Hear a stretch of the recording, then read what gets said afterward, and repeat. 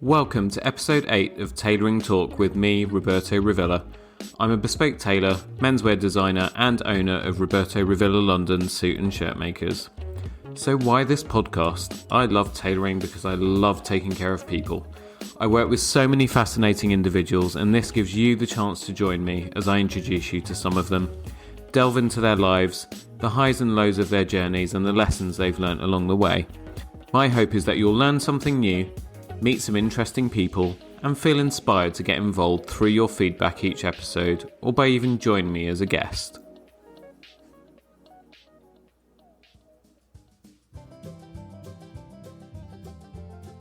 Now, as you would expect, my favourite clothes are my fabulous suits, but my second favourite?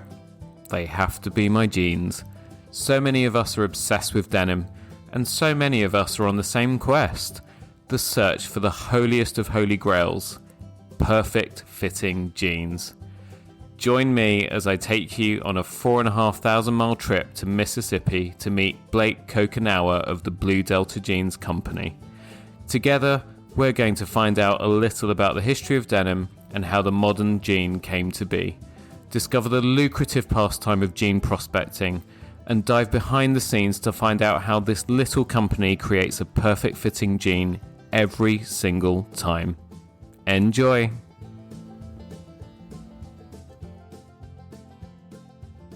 At any given point of any given day, 50% of the world's population are wearing denim. There are few better that could join me today to deep dive into our obsession with jeans. I'm joined all the way from Tupelo, Mississippi by Blake Cocanaugher of BlueDelta Jeans. Blake, welcome to the show. How are you? I'm doing very well, Bobby. Thank you for having me on. How have things been the last few months with COVID and the whole pandemic situation over there? It's been an interesting year, like it has been for everybody. We were fortunate through the first 6 to 8 months or so. We did a lot of PPE production, made masks and gowns for government entities here in the state of Mississippi. We were really proud to be able to do that, and fortunate because we were able to keep pretty much all of our staff on board. But we're back. We're making jeans at a clip even quicker than we were a year ago. So we count ourselves very fortunate. And COVID, everybody got very accustomed to wearing sweatpants at home, and so now our moniker is, well, let's trade in those sweatpants, but keep you in something comfortable. And so that's where custom jeans come into play.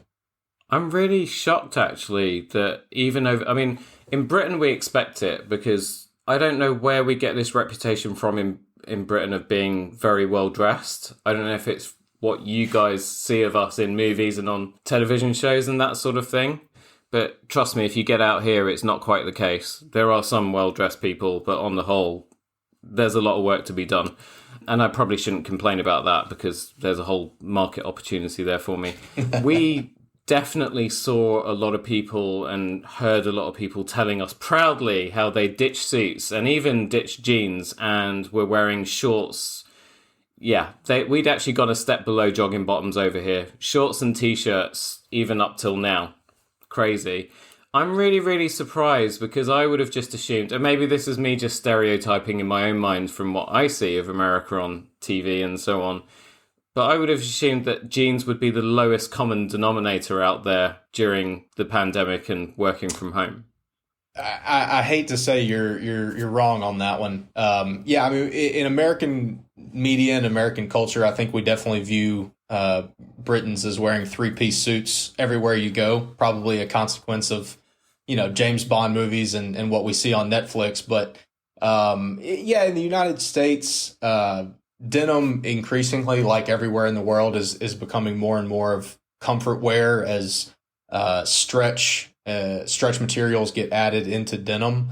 But still, a big joke over here is sweatpants and like you said, workout shorts at home during the day. It's kind of like the stuff you see sometimes on ESPN over here. They've got these old commercials of the ESPN anchors wearing a suit jacket and tie, and then they step out from behind the desk and they've got swim trunks on or something. That's kind of become the reality, unfortunately. There was that video that went viral last year. I think it must have been around April, May, during the pandemic, where there was this, I think it was a sports anchor, or it was some guy that was on CBS or one of those channels in the States. It might have been ABC.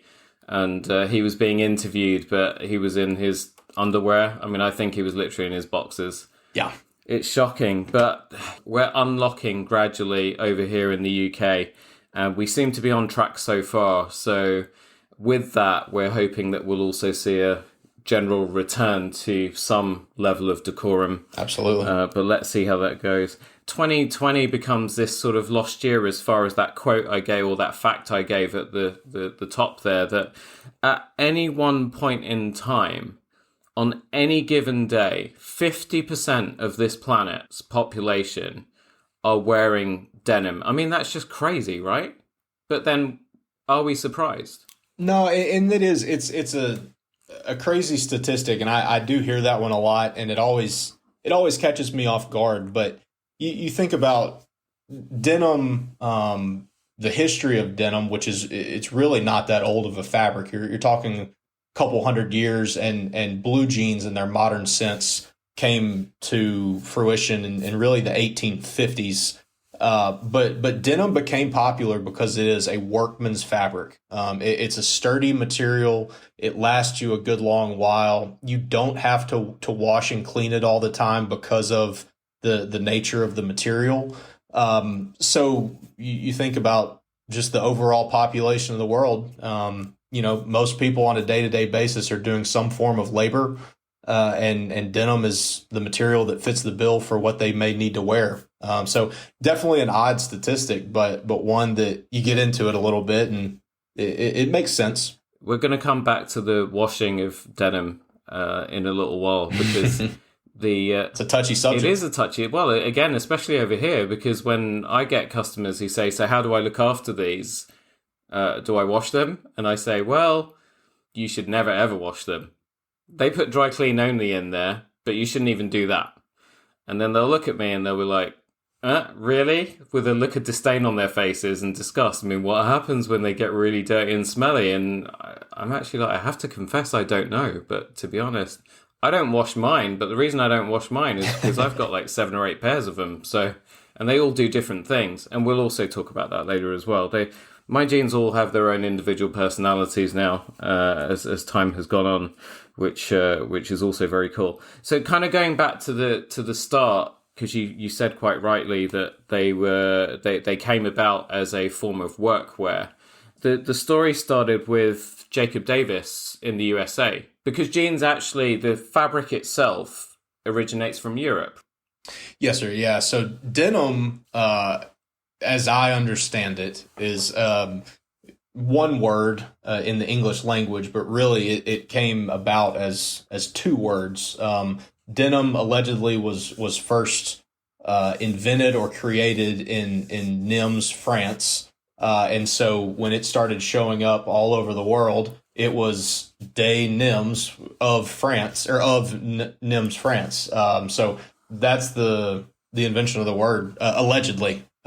Yes, sir. The fabric sort of made its way over to the USA, and Jacob Davis, who was a tailor, so he had a huge mountain of a guy who came in and had a demand for pants that just wouldn't bust out all over the seams. And I guess this is where the modern version of the jean came from.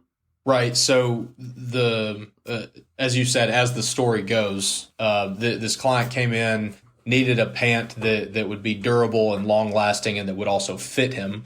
So Jacob Davis makes this pant, and I guess the client got it and showed everybody how cool it was, and then demand started cropping up. Jacob Davis starts looking for a supplier for the fabric that he wanted to use to make this new type of pant he had invented, and goes to this company that's out in San Francisco at the time called Levi Strauss, which we all now know. And yeah, they look at what he's making with the materials he's buying from them. They loved it. And so Jacob Davis joins forces with this company. They sign a contract and they start mass manufacturing denim out in the Western United States during the gold rush, where back to what I said earlier about it being a workman's material, you have guys that are exploring the wild, wild west. They're living in basically desert conditions. They're panning for gold. They needed something that just lasted. And, thin, lightweight materials at the time would tear up and it wouldn't survive the sandstorms and sleeping on the ground at night. And so here, all of a sudden, you have this material that it's tough and it lasts forever. And not only that, but it's dyed dark blue, which hides stains and blood and this and that you pick up on a day-to-day basis. So, kind of a match made in heaven. Have you heard of Indiana Jeans? Indiana Jones, yes, sir. No, Indiana Jeans. Jeans! Oh, my apologies. All right. It's not a jeans company. I might actually be able to teach you something here. There's a guy called Britt Eaton, and he's also known as Indiana Jeans, like Indiana Jones. And he's an explorer. Okay. So he goes traveling around the Old West, like places like Lone Pine and, abandoned mines like the Cerro Gordo mines. I think they're in California. I'm not sure. Somewhere west in your country, anyway. And what he does is, in the same way that the prospectors during the gold rush were panning for gold, he goes panning for jeans. But jeans that were discarded anywhere from 50 to 100 years ago.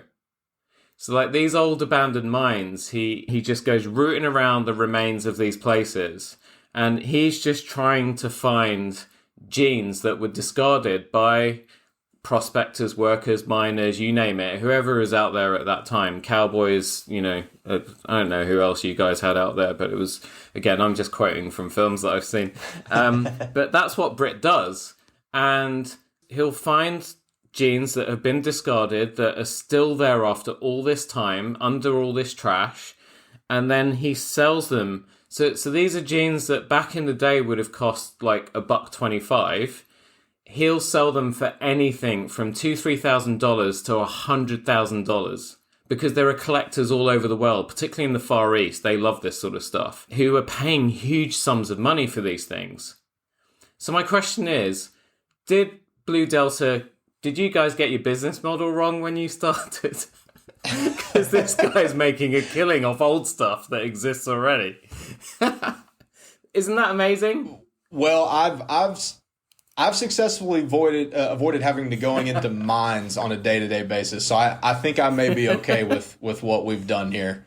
But okay, now I'm looking at some pictures here. Yeah, I've heard about this guy. I didn't have the name and the story put together, but I seem to recall here a couple years ago, and I don't know if he found it, but I know a pair of 150, 160-year-old jeans sold for something like $250,000 at auction. That was, I believe, an original pair of Levi Strauss jeans.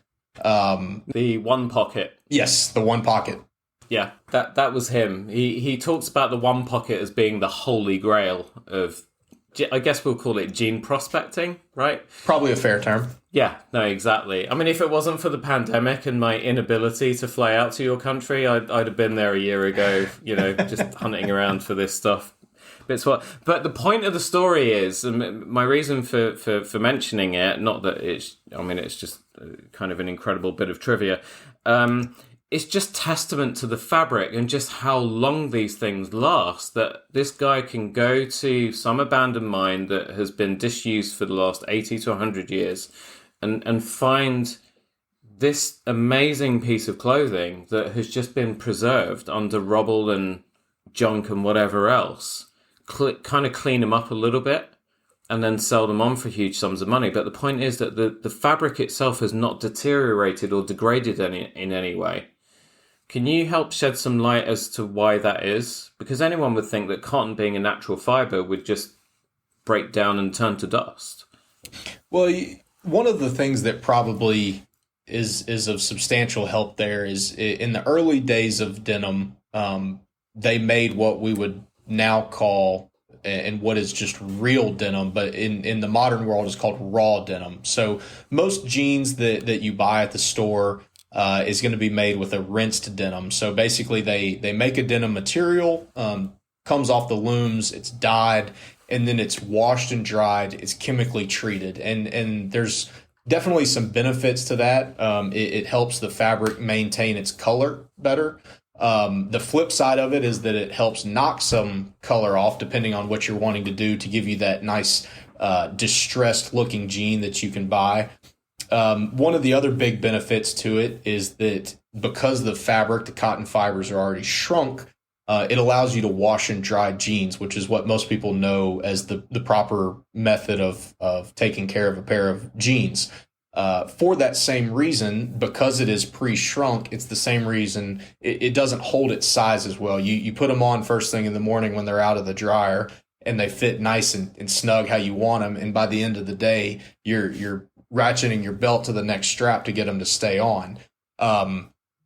So you have these two different types of denim, but that rinsing of the denim is what makes denim such a disposable piece of clothing. Basically, you don't buy a pair of jeans, a cheap pair of jeans at the store, and expect them to last you a lifetime, because the fabric is just not meant to do that.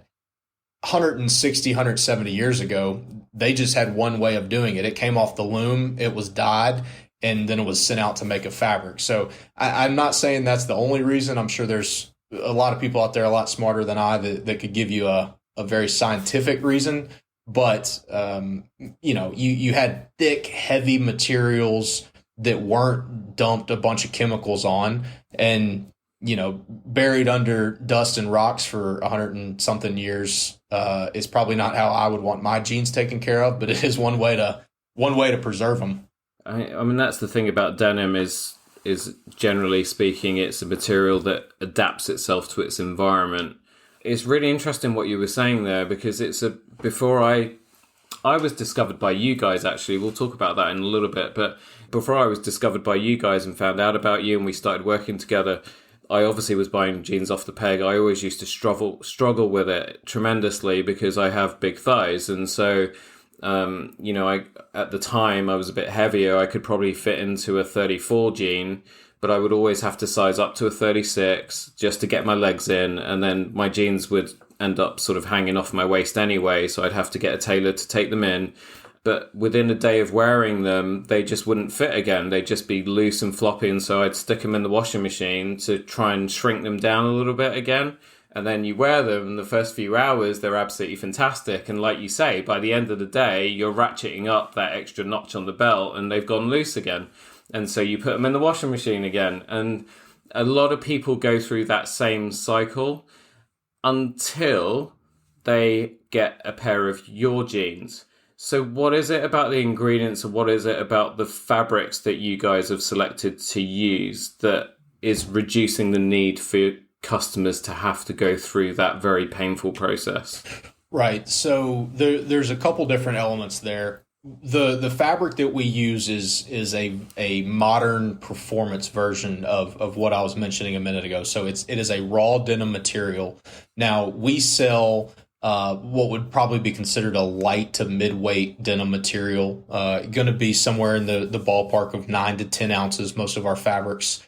So people think of raw denim and they think really heavy, that kind of pair of jeans you can stand in the corner when you're not wearing them. Ours are not that. We want our jeans to be comfortable, because our typical client is a guy who's wearing a man or a woman who's wearing it with a sports jacket to the office. They want to be comfortable in them. They don't want to have to break in this monster pair of denim.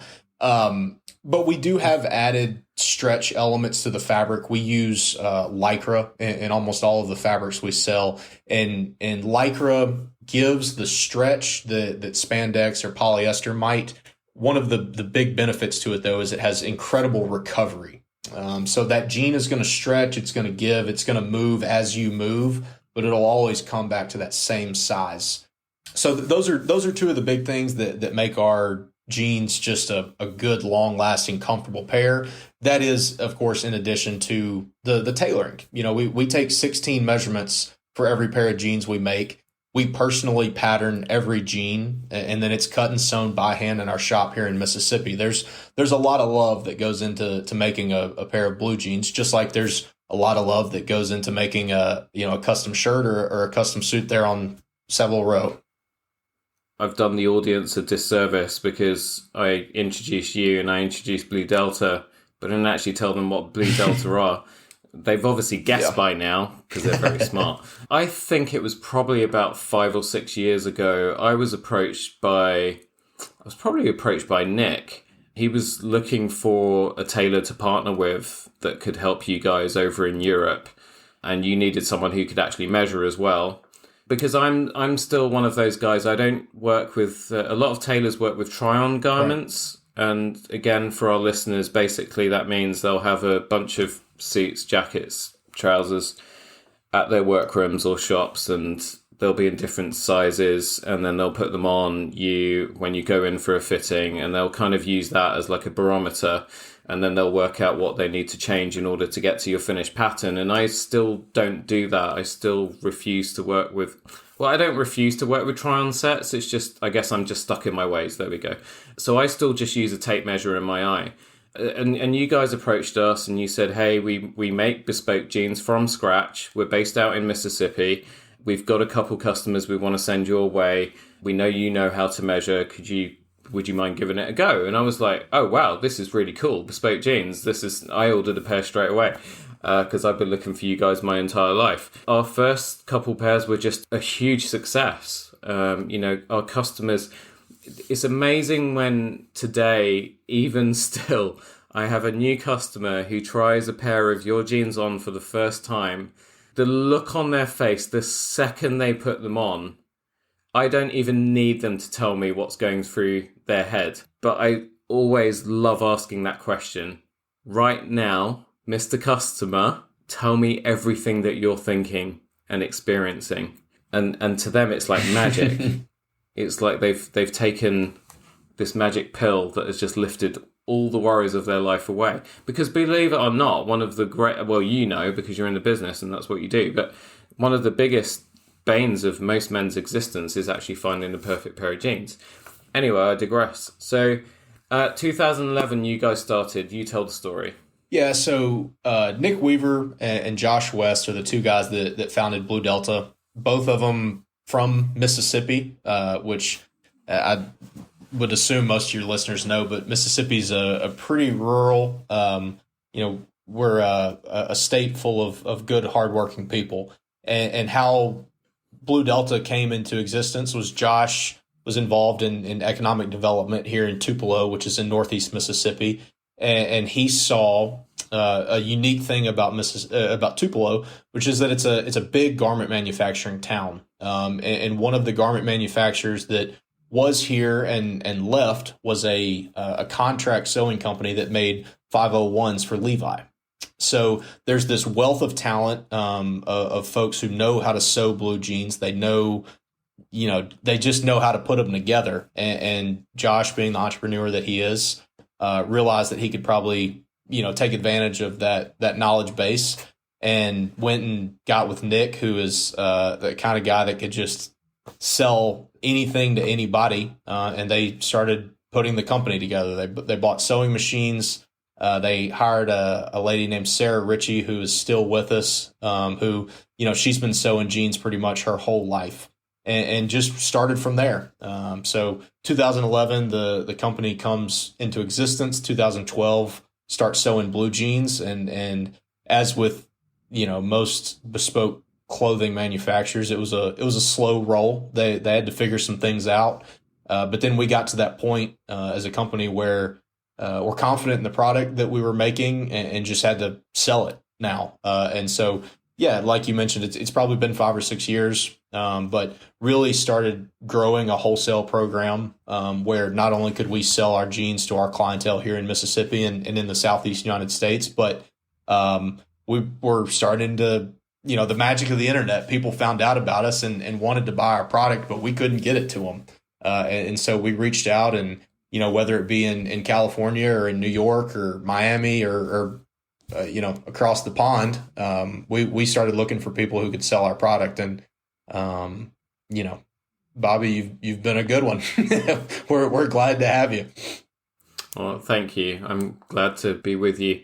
I can't wait until the day that I can actually come to Mississippi and visit you guys. I really would just love to spend a few days with you, because I don't get to... the difference with the tailoring side for me, with all the other stuff that I do, is I actually get to see, feel, touch that product all the way through the process. And the only way I get to do that with yours is by just watching your videos online, your behind the scenes stuff. Because what happens is, customer comes to me, oh, jeans are a problem.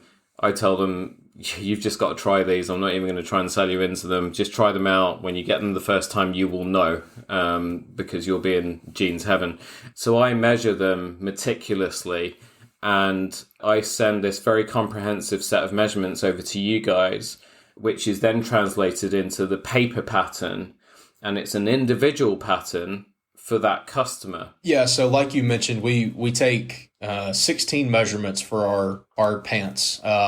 You're going to have a waist, a seat, 3 thigh measurements, a knee, a calf, coordinate measurements for all of those. So basically where you took those measurements in relation to each other. We take a full out seam and then 2 rise measurements, which is what creates the saddle of the jean.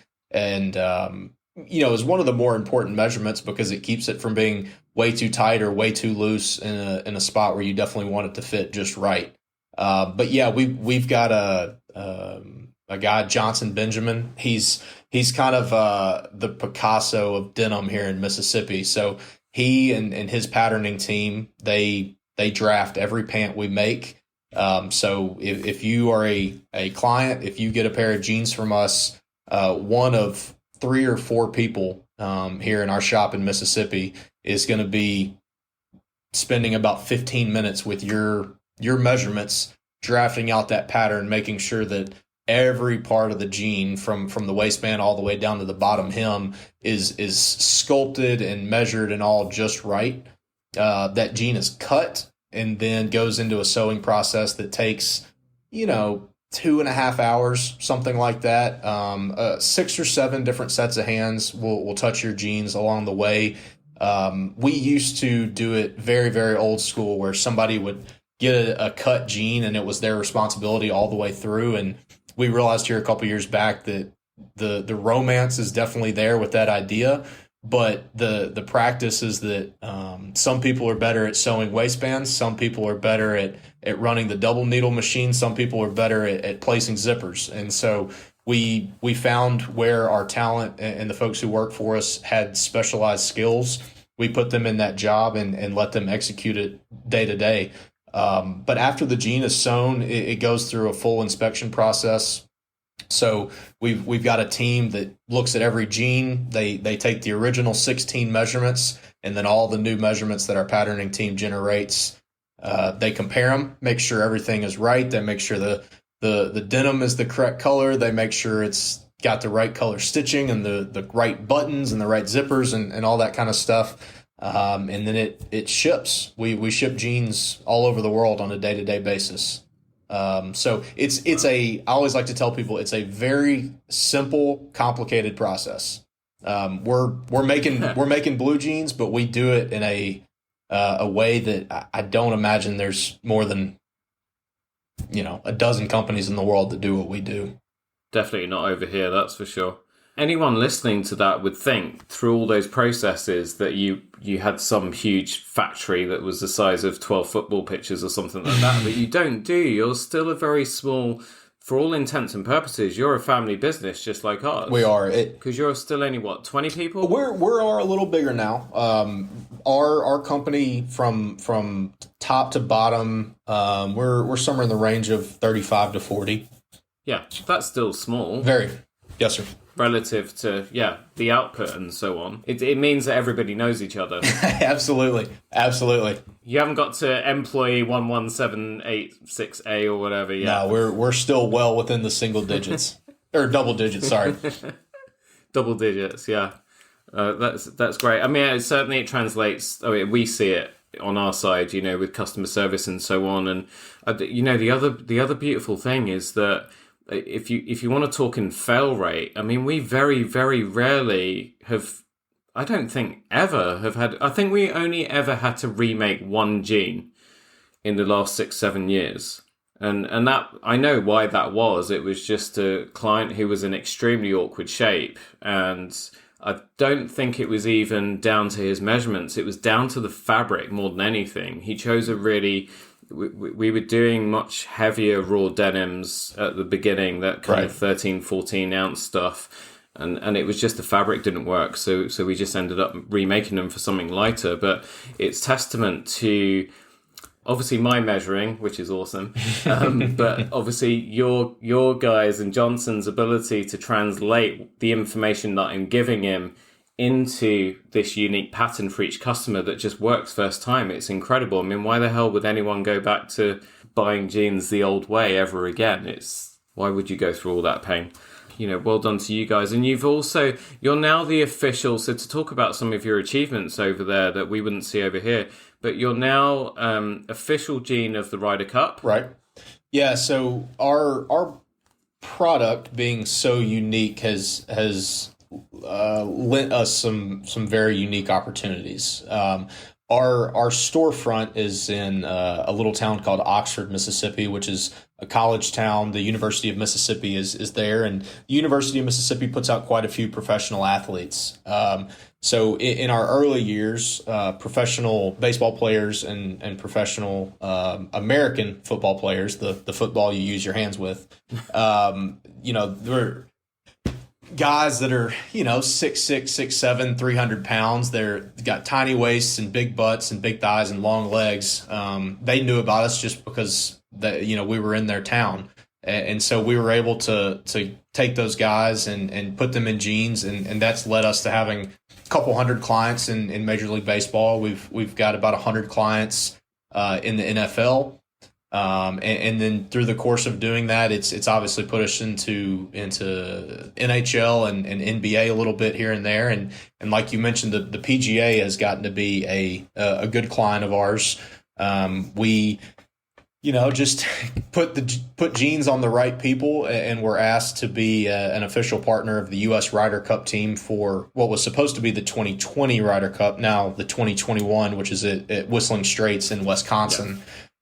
So we'll have the opportunity to outfit the entire team. There's this little known brand called Ralph Lauren that does all of their on the course wear, and we'll get to do all of their off the course wear. So media events, their dinners, their cocktail events, all of that stuff. We'll have the entire team outfitted. So that's certainly something that we're very excited about. And here in I guess about a month, I'll be going for the PGA Championship at Kiowa Island in South Carolina, and we'll get to fit all of those guys and look forward to watching some good competitive golf in September. Yeah. See, I always thought that American footballers had better off the pitch dress sense than English footballers, because English footballers just seem to want to wear jeans that make them look like clowns. That really high end designer stuff that costs 2,000, 3,000, 4,000 a pair from Balenciaga and Versace, right, and all this other kind of flowery nonsense. So that's a work in progress over here, but I'm greatly encouraged and greatly inspired, and I will redouble my efforts to try and tidy up those that play sports by kicking a ball as opposed to handling it. Although our rugby players aren't too bad. Well, and like I mentioned, big butts and big thighs and long legs are kind of a specialty of ours. So if you can put some on some soccer players, we would love that, because that's one market we haven't gotten into over here. So have you tried over there with the soccer league? The Major League Soccer, which is our professional soccer league over here. We've made some pushes here and there. It's just, haven't quite found that champion to carry it forward yet. But you know what I mean, right? I don't know if it's the same with the MLS footballers over there. It must be, because they're paid a ton of money, because especially the ones that come from Europe, because towards the end of their careers they end up either in the Chinese league and paid lots of money, or they end up somewhere in the MLS and are paid lots of money. But then, you see them coming off the coaches and the planes with, the Beats headphones on, and I mean they're just like a multiple branding opportunity for all these other big brands. There's no I mean, class or style. I mean, there's no class about it whatsoever. That, from my point of view. well, if you want some fun outfits to look at, you ought to. There's a quarterback over here in the United States, Cam Newton. He's a pretty big name over here. He's pretty well known for his unique post game outfits. So I can't say y'all have a monopoly on it, but yeah, I mean the guys are guys. You've got to wear something every week and have got to look unique. Yeah. By the way, if there are any professional soccer players listening to this right now, or footballers, I don't apologise. Sort yourself out and give me a call. Something else over here actually that is on trend is the environment. And traditionally, any form of clothing, whether it's suits, shirts, it's jeans, t-shirts, that's mass produced, it is known for being bad for the environment. I mean, not just in the way it's produced, but obviously, throwaway fashion is no good because it ends up in landfill and so on and so forth. Now, we know that the jeans that we're making are produced from a form of raw denim, so that's great. You're very, very selective over the types of fabrics and the types of fabric partners that you're working with. So denim is one of those industries that unfortunately, denim and sustainability just don't really go hand in hand. Denim is an incredibly, I don't want to say wasteful, but that may be the word, material to make. I remember I read one time that every pair of jeans that you buy consumed about 2,000 gallons of water to make. Now, I've seen that stat a couple times, so I'll believe it, but I'm not a scientist. I don't know if you can trust me on it. But, regardless, the way that we look at it is, we can't do anything about the way denim's made. We're in the business of assembling jeans from materials we buy. So our view on it is, the average pair of American, a study I saw, owns 7 pairs of jeans. Our goal is to, make it to where you own 2 or 3 or 4 pairs of jeans that you love and that will last you a long time, as opposed to you going out and replenishing that supply of 7 all the time.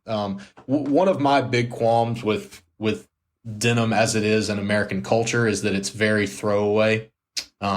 You spend $20 or $30 at whatever local store and you buy a pair of cheap jeans, you wear them hard for 6 months and you get rid of them. That's not something that I like, whether it's in denim or in anything I buy. If I'm going to spend money on something, I want it to last. And we as a company just try to make that our goal. If somebody's going to spend the money on our product, we want it to last for them for a long time, and we want to make it to where they don't have to go buy a new pair of jeans every 6 months. Let's make it maybe you get a couple right at the beginning, but then after that, it's once a year. Get yourself another pair to expand the variety, not to replace what you already have. Yeah, absolutely. It's something that I say to people, when they say, well, I'm buying 60, 70, 80, £100 jeans. Why would I spend 4 or 5 times as much on bespoke? How many jeans do you own? And usually the answer is anywhere between 8 to 12 to 15 even. Well, out of those 12, 15 jeans, how many do you actually love wearing? I don't think I've ever had someone tell me more than 2. And it's very rarely more than 1. So usually it's I don't like any of them. Okay, fine. So let's just say you're spending an average of £100 per jean or $100 per jean. So you've got 12 pairs of jeans at $1,200. Wouldn't you rather have spent $1,000 on 2 pairs that you love so much that you have to fight every single day to decide which pair you're going to put on? I guess that kind of makes more sense. And also, when they start to show any signs of wear, or you get a problem with the zipper or whatever, you just give them back to us and we'll fix them up for you, and we'll just keep them going. Oh yeah, that makes sense as well. So it's talking to people from that kind of different. It's just trying to shift their perspective and how they think about these things and how they value them as well. Right. Robbie Comer, who was my guest on my very first episode, he talked about that. His story is fascinating. He's a sound engineer, so with the pandemic and with concerts and things going out the window, he had to reinvent himself, and he was very passionate about sustainability and so on. So he's actually running around the southwest of England, putting beehives into people's land and places like that, wherever he can, with the idea that all these bees are going to harvest amazing natural products that will then go on to be sold and so on. Go listen to it. It's great.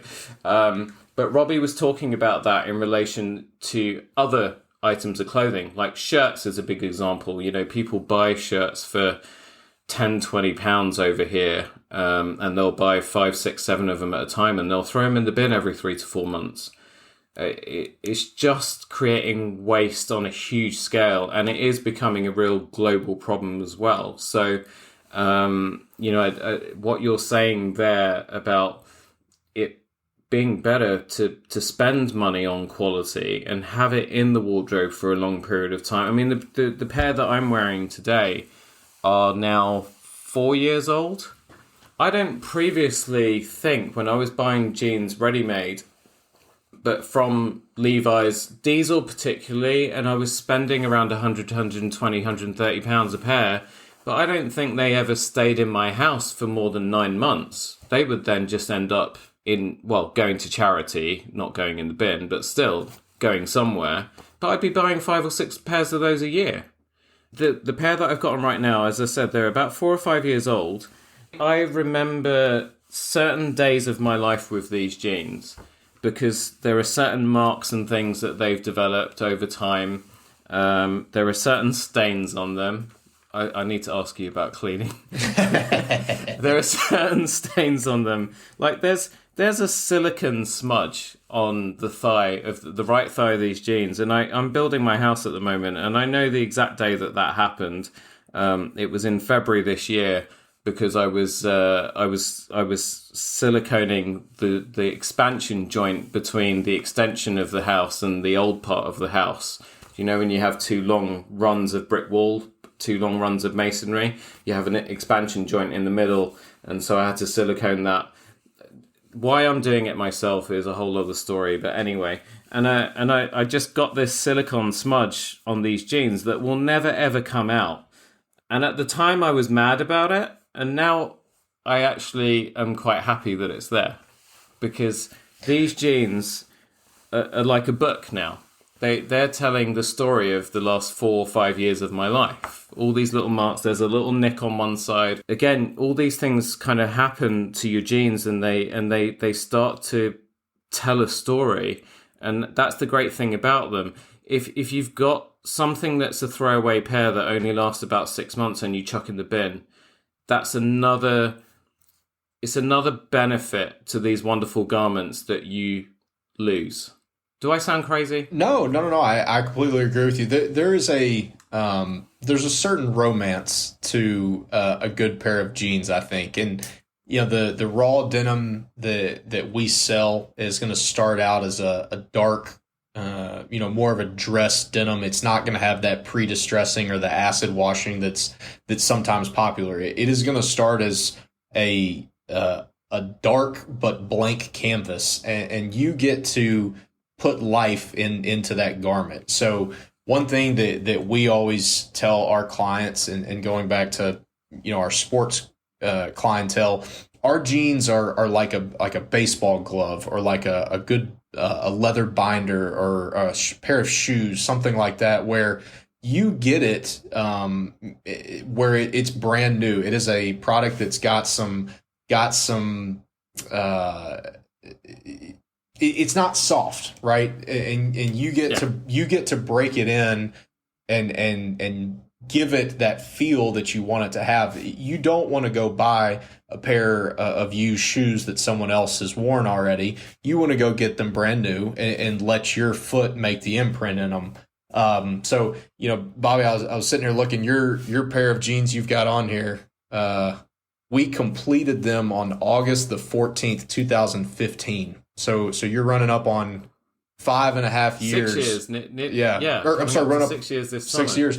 So you've got, say, I don't know, an eighth of your life, a seventh of your life, whatever the math works out to be, that you've spent with that jeans. That pair of jeans. If you've insulted me or not, there. I'm just totally guessing off the top of my head here. It sounds better, a fifth of your life, maybe. But you've got a lot of your life. Maths is not my strong point, Blake. But yeah, that's one of the beautiful things. You like I said, you don't want to buy something that's already broken in. You want to do the work yourself, and that's a great thing about our jeans. You get this brand new item, and then it's all you from there. When we say break in, what we're talking about is people actually putting their own imprint onto these things. That sounds rude. It does if you're British, by the way. Everything that we say sounds rude. We managed to turn it around somehow. When we say breaking in, it's not that you get this garment that is really, really tight and you need to literally stride around and try and break them in so they're comfortable. These things are not that. I mean, I've got a quote from a customer. He's one of our youngest clients, actually. He's a very discerning young man. My waist and legs are slightly disproportionate. If something fitted my waist, it was too tight on my legs. Also, materials on off-the-rack jeans were very restrictive. Denim looked nice, but it wasn't comfortable, and it certainly wasn't functional. When I first put my first pair of bespoke jeans on, I sat down and was surprised at the amount of stretch in them. I was wearing jogging bottoms when I received the jeans, and I cannot feel the difference. They're that comfortable.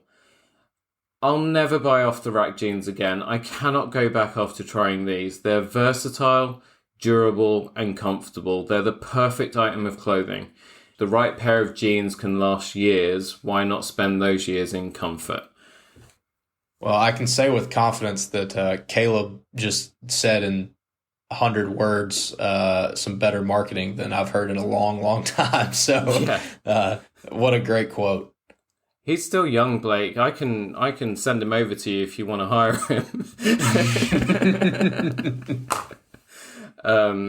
But I mean, that just says it all. I mean, and that's every single time the feedback that we get when people have tried custom jeans. I mean, I've also pointed people to, where they've not been quite ready maybe to take that step in spending. So we've looked at what they're doing now, and then I have made off-the-rack recommendations for them, because by now I do tend to know people, different manufacturers' kind of size charts and things, so I can almost look at someone and say, hey, if you try such and such a brand's model, whatever, in a 32, 34, they'll fit you almost perfect. That'll be a really good solution for you in the interim period. But what we're trying to do really is get people just being a bit more considered in the way that they're shopping and buying these things, and hopefully one day they'll decide that they want to try bespoke and get something that is completely made for them and unique for them, and then they'll find you. Just looking ahead to the future now, because again we've got this amazing statistic that half the world wear jeans at any point in time, and I would guess probably 80% of those people are wearing jeans that don't fit them properly. Where have you guys kind of seen the future, not just for BlueDelta, but for the denim industry and your place within it? Pre-COVID, one thing that we were starting to see as a growing trend was, and this is in the United States, I don't know how well it applies to Europe, but the full suit was starting to kind of see something of an exit. We were seeing a lot more of our clients wearing our jeans and buying our jeans to wear alongside a sports jacket and do the business casual look. And that was something that really started to pick up. Now, at the beginning of our conversation, we joked about wearing sweatpants at home, but in reality, that is what people are doing. They are sitting in their home offices or at their kitchen counters and don't necessarily have to wear a coat and tie to do that. But we're all getting our vaccines, and hopefully here in the next however many months, the world will find itself back in our offices, and you got to have something to wear. So I think our product, Denim and our product in particular is in a very good position, because I don't think companies will require a full suit or a coat and tie every day. I think if you come in and you look nice and you look professional wearing a sharply fitted pair of jeans and a nice shirt or a sports jacket, then you'll fit the bill. So I think Denim's got a unique opportunity to see some growth in that category. Not that Denim needs to be more popular, because the statistic we've quoted here, but that's where I think it's going.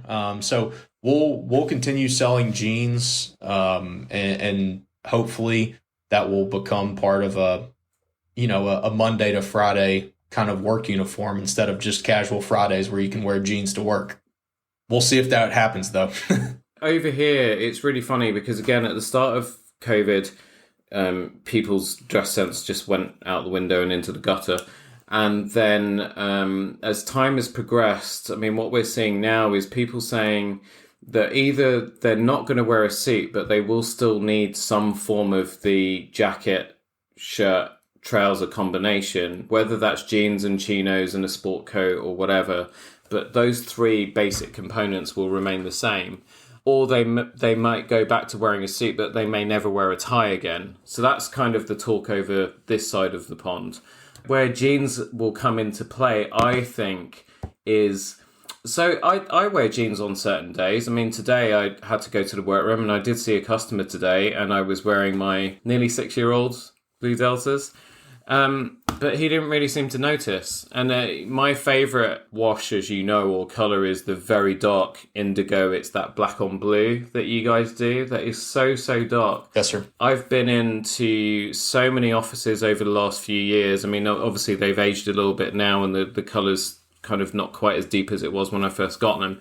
But they're still smart enough and tailored enough that I look well put together. I always wear them with a shirt. I always wear a tie anyway, a waistcoat, and some form of smart casual jacket.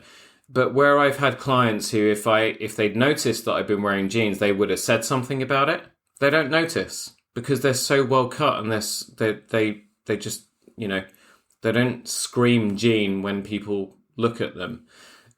So I think there is a home in the office workplace for a much smarter type of jean, and all these darker washes that have become more popular over the last few years are going to become the mainstay.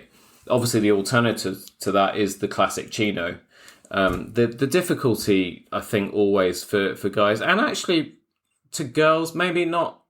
I don't think women find it as difficult, and I could be wrong. I could get loads of people writing in after I make this statement telling me off, but girls are better at selecting their clothing when they go shopping, whereas guys are kind of like a military strike. It's like, I need to get stuff, so they kind of like, I need this, this, and that, and then they'll run in. They won't put much thought into it. They'll just grab stuff and they'll get out. And hell or high water. I mean, if it fits, it fits. And if it doesn't, well, who cares? It can't be that bad. And then when you see them, the question I always get asked is, how can I get that look?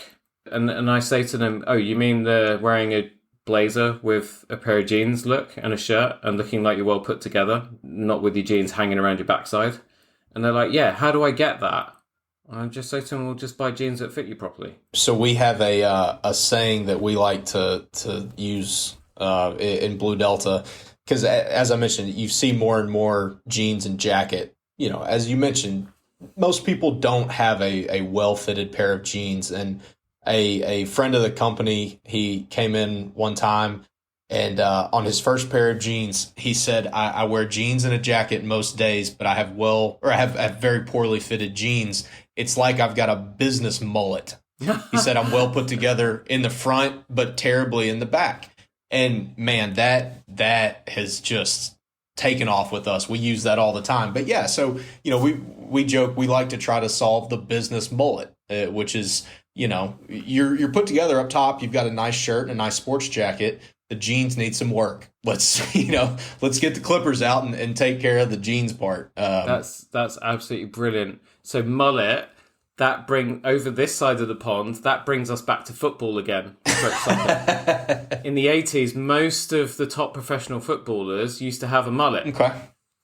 I will start using that, because to tell someone that they've got a mullet is an insult, basically. Luckily, I never have that problem. So, I'm going to go around telling people I need to de-mullet your outfit. That's brilliant. Hey, absolutely. Go for it. Go for it. Fantastic. Right, brilliant. Blake, thank you so much for your time today. I really appreciate it. No, thank you. I'm sure there's things that we haven't spoken about that people listening are going to want to know the answers to.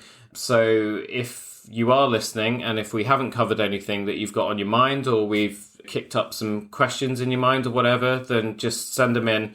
And Blake and I can get together and we can cover that on another show, because I'd love to have you on again, because it's just a fascinating subject. Blake, where can people find you and BlueDelta online? So BlueDelta, we're on pretty much every social media at BlueDeltaJeans.com. That's the best place. I mean, we try our hardest to highlight our fabrics in different styles, and of course, you, Bobby, can sell all of those. So that's just a good way to get an idea of what we do. And then, likewise, I'd love to have some new friends across the pond. I'm sure everyone's been very fond of hearing a new accent tonight. So, give me a shout. That's what I was most excited about. Dang the jeans! It was just you're our first, you're our farthest, and you're our most different accent, and a lovely one it has been. Hey, that's a badge of honor. I'll wear that. Thank you ever so much. Blake, again, it's been a pleasure. Thank you, and look forward to catching up with you again soon. Absolutely. Thank you so much. Take care.